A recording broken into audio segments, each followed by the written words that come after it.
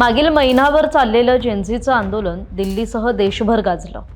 या आंदोलनानंतर एक मोठा राजकीय निर्णय झाला, तो म्हणजे शिक्षण मंत्र्यांच्या राजीनाम्याचा। आणि मग हे आंदोलन मागे घेण्यातही आलं।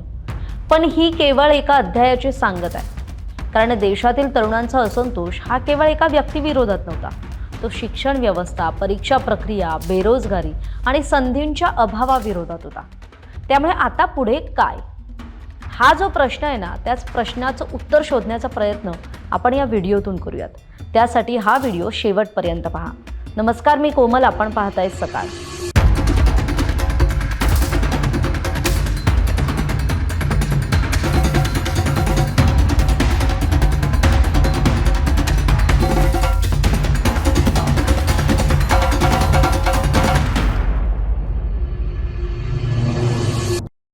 दिल्लीतील तरुणांच्या आंदोलनानं वातावरण ढवळून काढलं। व्यवस्थेवरचा जेनझीचा रागही बाहेर पडला। शिक्षण मंत्र्यांना राजीनामा द्यावा लागला आणि त्यानंतर आंदोलन मागे घेण्यात आलं। परंतु हा काही शेवट नाहीये, तर खरी परीक्षा पुढेच आहे। कसोटी लागणार आहे ती शैक्षणिक, प्रशासकीय आणि आर्थिक औद्योगिक सुधारणा पुढे नेण्यात। मुख्य म्हणजे रोजगार संधीचा विस्तार करण्यात। शिक्षणाच्या बाबतीत पंतप्रधानांनी टास्क फोर्सची स्थापना केली आहेच, पण प्रतीक्षा आहे ती सर्वांगीण सुधारणांची आणि त्याच परीक्षेचं स्वरूप स्पष्ट करण्याचा हा प्रयत्न। सगळ्यात पहिला मुद्दा येतो की प्रश्न काय आहे। एक म्हणजे शैक्षणिक सुधारणांची दिशा नेमकी कशी असायला हवी, काय असायला हवी, प्राधान्यक्रम कोणत्या गोष्टींना असायला हवा, रोजगार संधीचा विस्तार कसा करायचा, युवकांच्या असंतोषाची नेमकी कारणं काय आहेत, भ्रष्टाचाराच्या समस्येवर कोणते उपाय आहेत। त्यामुळे आता हे जर प्रश्न असतील तर याची उत्तरं समजून घ्यायला हवी। सगळ्यात पहिला मुद्दा येतो तो म्हणजे रोजगार संधीबाबत। तर नवी दिल्लीतील आंदोलन हा काही गंभीर प्रश्नांबाबत निर्माण झालेल्या असंतोषाचा परिपाक होताच। त्या प्रश्नांना आता भिडायला हवं। त्यातलंच एक मुख्य म्हणजे बेरोजगारी। भारतातील रोजगार संधीचा विस्तार होण्यासाठी, बेरोजगारीचं निर्मूलन करण्यासाठी विविध पातळ्यांवर खरं तर प्रयत्न करावे लागतील। महागडे शिक्षण घेतल्यानंतरही जर रोजगार वंचितता असेल तर त्यातून निर्माण होणारं वैफल्य हे खदखद निर्माण करतं। मग ते सामाजिक स्वास्थ्याला तर हानिकारक असतंच, पण राजकीय स्थैर्यालाही ते बाधक असतं। आणि हे ताज्या आंदोलनाचं एकंदर स्वरूप पाहिल्यानंतर आपल्या लक्षात येईल। म्हणूनच रोजगार संधीचा विस्तार कसा होईल हे पाहायला हवं। या संदर्भात खरं तर MCCIचे जे महासंचालक आहेत प्रशांत गिरवणे यांच्या माहितीनुसार काही महत्त्वाचे त्यांनी पर्याय सुचवलेले आहेत। सगळ्यात महत्त्वाचं म्हणजे पहिला पर्याय म्हणजे काय, तर भारतातील बेरोजगारी दूर करण्यासाठी केवळ सरकारी नोकऱ्यांवर अवलंबून राहून चालणार नाहीये। दुसरा मुद्दा म्हणजे सूक्ष्म, लघु आणि मध्यम उद्योग, म्हणजे ज्याला आपण MSME म्हणतो, हे देशातील सर्वाधिक रोजगार निर्माण करणारं क्षेत्र आहे। त्यांना नियम सुलभीकरण, बाजारपेठ, वित्तपुरवठा आणि तंत्रज्ञान यांची प्रभावी मदत मिळाली पाहिजे। तिसरा मुद्दा येतो तो म्हणजे समाजात श्रमाला प्रतिष्ठा मिळायला हवी, म्हणजे कष्ट करणाऱ्याला प्रतिष्ठा मिळायला हवी। आणि तसं झालं तरच कौशल्याला सुद्धा प्रतिष्ठा मिळेल। प्रत्येक कामाचा सन्मान करण्याची संस्कृती निर्माण झाली तर अधिकाधिक तरुण हा कौशल्याधारित व्यवसाय आणि उद्योजकतेकडे वळेल।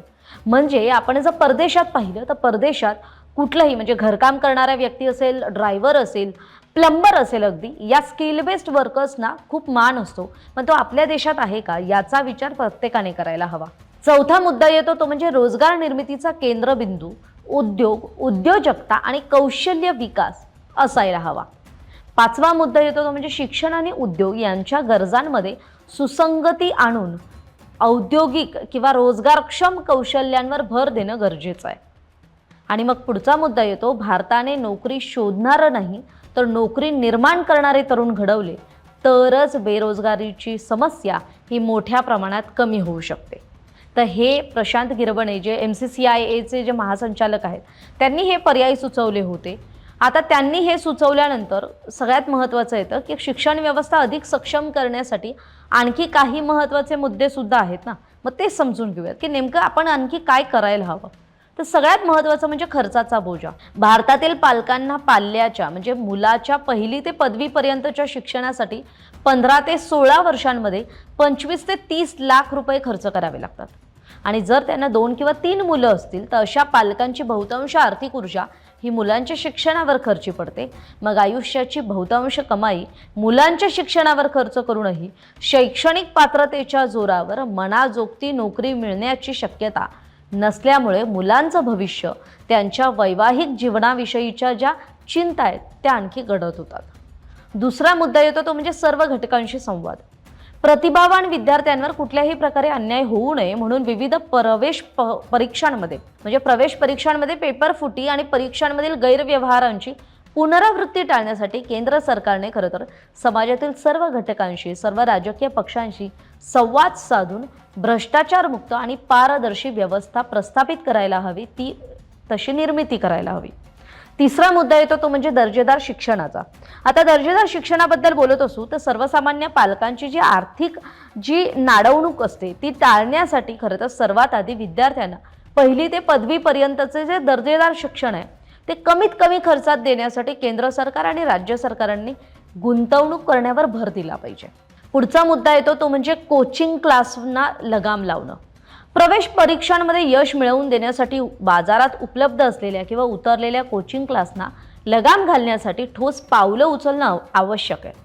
कोचिंग क्लास आणि परीक्षा घेणाऱ्या संस्थांमध्ये असलेले साटेलोटे आणि त्यातून होणाऱ्या भ्रष्टाचारामुळे प्रतिभावान विद्यार्थीच नव्हे तर त्यांचे पालक आणि अवघे कुटुंब भरडून निघते आणि त्यावर तातडीनं तोडगा काढण्यासाठी केंद्र सरकारनं सर्व हितधारकांशी म्हणजे या संदर्भात या प्रवेश परीक्षांशी जे संबंधित आहेत त्यांच्याशी संवाद साधून मार्ग काढण्याची गरज आहे. म्हणजे आपली जी नीट पेपर फुटीचं प्रकरण आहे हे याच्याशीच संदर्भात.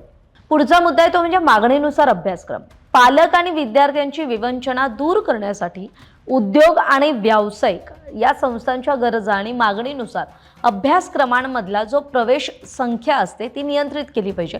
उदाहरणार्थ वैद्यकीय क्षेत्रात जर सर्वाधिक मागणी असेल तर तिथे जास्तीत जास्त प्रतिभावान विद्यार्थ्यांना संधी उपलब्ध करून देणं आणि मग कमी मागणी असलेल्या क्षेत्रांशी संबंधित अभ्यासक्रमांविषयी पालक आणि विद्यार्थ्यांची दिशाभूल होऊ नये म्हणून त्यांना सुद्धा जागरूक करणं. पुढचा मुद्दा येतो तो समान दर्जाबद्दल. म्हणजे भारतातील पदवीधरांची रोजगार क्षमता केवळ 50% आसपास असल्यामुळे तज्ज्ञांच्या मते पुस्तकी ज्ञान आणि प्रत्यक्ष कृती यातली तफावत भरून काढण्यासाठी अन्य प्रगत देशांप्रमाणे शैक्षणिक आणि व्यावसायिक शिक्षणाला समान दर्जा दिला पाहिजे.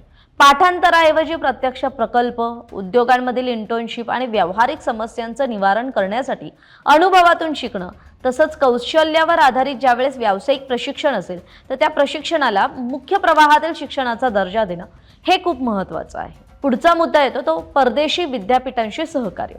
आता शिक्षणाचा दर्जा न घालवता त्याचा विस्तार करण्यासाठी डिजिटल पायाभूत सुविधांचा अवलंब करून ऑनलाईन शिक्षण आणि प्रत्यक्ष वर्ग म्हणजे ऑफलाईन वर्ग यांचं एकत्रित करणं गरजेचं आहे. आंतरराष्ट्रीय शैक्षणिक दर्जा उंचावण्यासाठी परदेशी विद्यापीठांशी सहकार्य करणं गरजेचं आहे. पुढचा मुद्दा येतो तो म्हणजे पोषक धोरण म्हणजे पॉलिसी. आता केंद्रात आणि राज्यात जर आपली सत्ता आहे म्हणून हवे ते धोरणात्मक निर्णय घेण्याऐवजी किंवा पॉलिसी डिसिजन घेण्याऐवजी विरोधी पक्ष तसेच समाजातील जे सर्व हितधारक आहेत, समाजाचे जे इतर घटक आहेत त्यांच्याशी चर्चा करावी. पारदर्शी आणि समाजाला पोषक ठरतील अशी धोरणं म्हणजे अशा पॉलिसी अशा प्रकारच्या संवादातून तयार झाल्या तर ते देशाच्या भविष्यासाठी हितकारक ठरू शकतं. आता आपण जे मागचे पॉइंट्स बघितले त्यातून आपल्या एक गोष्ट लक्षात येईल ती म्हणजे 58,000 कोटींची समांतर शिक्षण व्यवस्था ही असली पाहिजे. तर आता हा मुद्दा काय तर तोही समजावून सांगते की शिक्षण व्यवस्था ही म्हणजे शिकवणी वर्गाची समांतर शिक्षण व्यवस्था ही वर्षाला सुमारे 58,000 कोटी रुपयांची उलाढाल करते. म्हणजे किती मोठं हे एक उद्योग जगतातलं एक वास्तव आहे. शिक्षण क्षेत्राचं वेगाने खाजगीकरण चालू आहे याबाबत सर्वोच्च न्यायालयाने सुद्धा अनेकदा चिंता बोलून दाखवली आहे. शाळा महाविद्यालयांचं शैक्षणिक शुल्क हे लाखांच्या घरात गेलंय. कनिष्ठ महाविद्यालय आणि शिकवणी वर्गांचं अर्थपूर्ण साटेलोट आहे आणि त्यामुळे महाविद्यालय ओस पडत चालली आहेत. पेपर फुटीची प्रकरणं त्यातूनच उद्भवत आहेत हे खूपच गंभीर आहे. याचा विपरीत परिणाम हा शिक्षण क्षेत्रावर होताना दिसतोय. त्यामुळे लाखो विद्यार्थ्यांचं शैक्षणिक नुकसान होत आहे आणि त्यासाठी केवळ वरवरची मलमपट्टी न करता संपूर्ण परीक्षा पद्धतीत आणि शिक्षण व्यवस्थेत आमूलाग्र बदल करावा लागेल. तसेच कृषी, सेवा, उद्योग क्षेत्रात खासगी आणि परकीय गुंतवणूक आणून अर्थव्यवस्थेला उभारी द्यावी लागेल. देश एका अस्वस्थ पर्वातून जातोय आणि जेनझीचं आंदोलन हा सत्ताधाऱ्यांना त्याच दिशेनं जाणारा एक महत्त्वाचा इशारा आहे, असं कुणी म्हटलंय तर डॉक्टर विकास इनामदार जे पुण्यातले एक शिक्षण तज्ज्ञ आहेत. आता आपण शिक्षण तज्ज्ञांचं मत जाणून घेतलंय, MCCIAचे जे महासंचालक आहेत त्यांचं मत जाणून घेतलंय, त्यांनी सुचवलेले उपाय पाहिलेत. आपण विद्यार्थ्यांचं मत जाणून घेणार आहोत. तर नांदेडच्या ज्या कोमल कागदेवाड नावाची विद्यार्थिनी आहे, तिचं मत काय तर ते आधी समजून घेऊयात. तिचं असं म्हणणं आहे की देशाचा खरा विकास उंच इमारतींनी होत नाही, तर रोजगार मिळालेल्या तरुणांवरून मोजला जातो. लाखो युवक युवती अनेक वर्ष स्पर्धा परीक्षांची तयारी करतात, मात्र रिक्त पदं उपलब्ध असूनही भरती प्रक्रिया वेळेत पूर्ण होत नाही. परिणामी त्यांच्या मेहनतीबरोबरच त्यांचा वेळ, वय आणि उज्ज्वल भविष्य हे सुद्धा अनिश्चिततेत अडकून पडतं. तरुणांना दान नकोय, संधी हवी आहे. नियमित, पारदर्शक आणि वेळेत होणारी सरकार भरती ही प्रत्येक पात्र उमेदवाराची न्याय्य अपेक्षा आहे. रोजगार म्हणजे हा कुणावरही उपकार नाही आहे. भारतीय घटनेनं दिलेल्या समान संधीच्या तत्वाशी निगडीत असलेला तो एक अधिकार आहे. म्हणूनच रिक्त पदं ही तातडीनं भरून तरुणांच्या विश्वासाला न्याय देणं ही काळाची गरज आहे. विद्यार्थ्यांच्या मागणीसाठी दिल्लीत झालेलं आंदोलन हे योग्य, न्याय्य आणि आवश्यक आहे, असं सुद्धा या कोमल कागदेवाड नावाच्या मैत्रिणीचं मत आहे. पुढचं एक मत आहे ते म्हणजे बीडमधल्या आदिती देशमुखचं. ती सुद्धा विद्यार्थिनी आहे. तिचं असं म्हणणं आहे की देशातील लाखो भावी डॉक्टरांचं भविष्य घडवणाऱ्या किंवा ठरवणाऱ्या नीटचा पेपर फुटणं आणि त्यासाठी विद्यार्थ्यांना आंदोलन करावं लागणं हे अयोग्य आहे. मागणीनुसार मंत्र्यांचा राजीनामा झालेला आहे. आता यापुढे ही परीक्षा काटेकोरपणे कशी होईल यासाठी उपाययोजना सुचवाव्यात आणि सरकारनं देखील त्यासाठी विद्यार्थ्यांना आश्वस्त करावं, असं तिचं म्हणणं आहे. त्यामुळे काय आहे ना, तरुणांना केवळ आश्वासनं नको आहेत, संधी हवी आहे. आणि त्या संधी निर्माण करणारी व्यवस्था उभी राहिली तरच या आंदोलनाचा खरा अर्थ पूर्ण होईल. शिक्षण मंत्र्यांच्या राजीनाम्याने एका अध्यायाचा शेवट झाला असला तरी शिक्षण व्यवस्थेतील सुधारणा, पारदर्शक परीक्षा आणि रोजगार निर्मितीची खरी सुरुवात आता व्हायला हवी. या विषयावर तुमचं मत काय आम्हाला कमेंट करून नक्की सांगा. आणि असेच माहितीपूर्ण आणि माहितीपर व्हिडिओ पाहण्यासाठी सकाळच्या YouTube चॅनलला सबस्क्राईब करायला विसरू नका. धन्यवाद. महाराष्ट्रातील सर्व बातम्यांचे विश्वासार्ह व्यासपीठ सकाळच्या सर्व सोशल मीडिया प्लॅटफॉर्मला लाईक, फॉलो आणि सबस्क्राईब करा. तसंच सर्व नोटिफिकेशनसाठी बेल आयकॉन प्रेस करायला विसरू नका.